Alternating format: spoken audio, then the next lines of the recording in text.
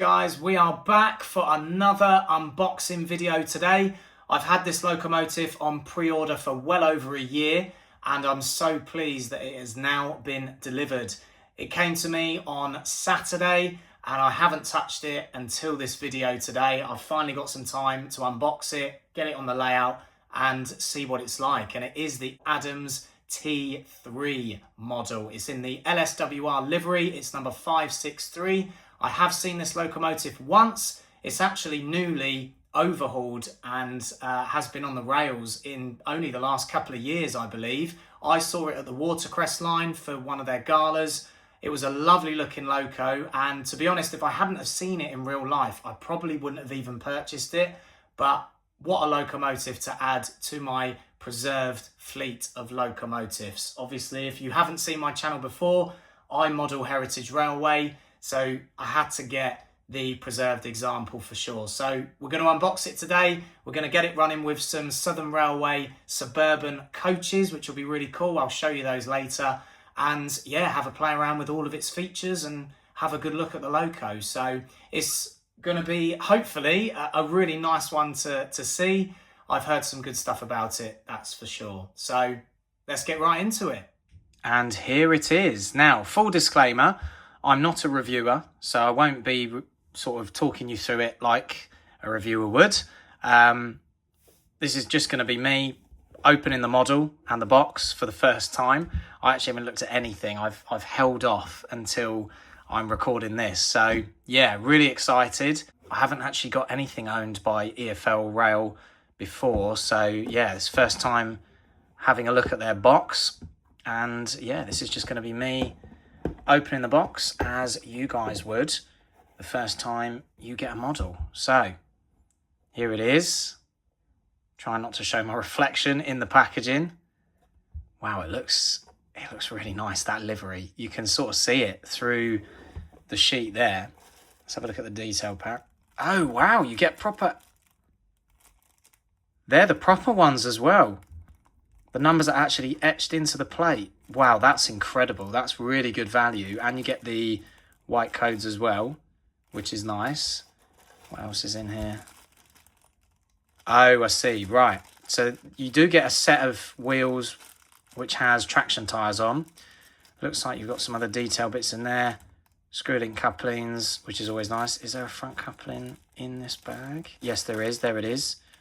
Okay, well that's good. So you get some accessories. I'm really happy with these number plates. They look really good. Right, let's get this out then. Nice packaging. Oh, the leaflet's in there. Right, we'll get that out in a mo. In fact, let's get that out now and just have a look at it. So, oh, it's made of gloss finish, which is nice. Right, so got a bit of history there of the prototype. How to fit the accessories. Next 18. I've actually got one of those already, and I usually buy these ones from Rails. They do the job. So yeah, not this one that I've got is not a sound version, so we can fit the guard irons and stuff, which is good. Okay, so yeah, front tension lock coupling. Decoder's in the tender, which is nice. So we'll have to come back to that when I'm putting that in, and some other sort of generic bits of information. Oh, it's got parts breakdown as well. Cool. That's decent. Right, enough of that. Let's have a look at what we've all come here today to have a look at. Oh, careful, careful. Wait, hold on. Oh, it's very tight fit, this. Goodness me. Right, well, it's out. Wow. The livery is incredible. Die-cast boiler. Die-cast running plate. Is this die-cast? No, that's plastic. Oh, I think that's a plastic chimney. That's really good. Oh, that's interesting. Hold on. So is that? Oh, so this is die-cast. But that isn't. I wonder if that's because of the design of the loco. Right, let's get it out. Oh my, I mean, look at it. That is mightily impressive. Goodness me. Wow, look at the cab detail. Guys, I've not got a loco that looks anything like this. Wow. Oh, the number plate looks a little bit... My camera's not going to... There we go, it's focused a bit. Looks like it's not straight, that printing. But never mind. The model is stunning. Right, guys, this is what we're going to do. I'm going to take the locomotive over to the analog stretch of track on my layout, and I'm going to just make sure that the loco works properly and as intended. And then I'm going to put the decoder in, and then we'll get it on the track and we'll get it hauling a layout. Oh, look, even the 4-plate has got a bit cut into it, look, so it can rotate without a problem. That's good. They've thought about that, unlike the Lady of Legend from Hornby. Anyway, let's sort this model out. I will see you afterwards. So here is the T3 in Queensbury Yard. So the decoder is in. I've given it a little test run up and down Gofler Mount where my analog section of track is. And it does run really sweetly, I have to say. It's geared quite slow, which, you know, is not a bad thing. I wonder how impacted that will be during DCC operation. But aside from the number plate not being quite right, this model, everything is done to a very high standard. You can tell that they've thought about what they're doing.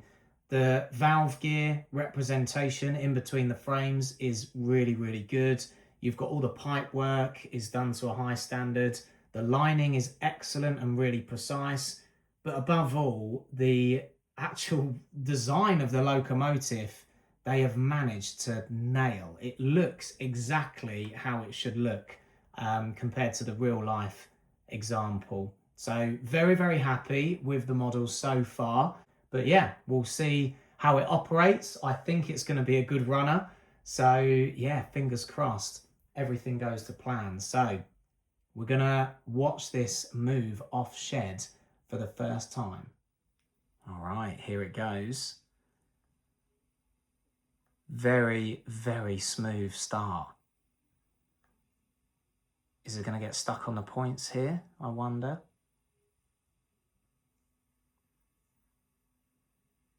No issues at all. I mean, it's got plenty of pickups, so I wouldn't expect it to, but my goodness, doesn't it look good in this livery?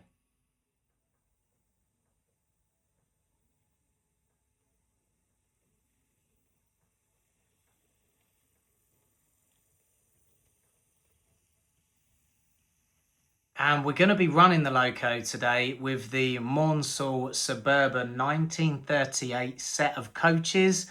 And I'm hoping that the green of the coaches is going to contrast really nicely with this LSWR livery of the T3. So you're going to watch it couple on and pull it round.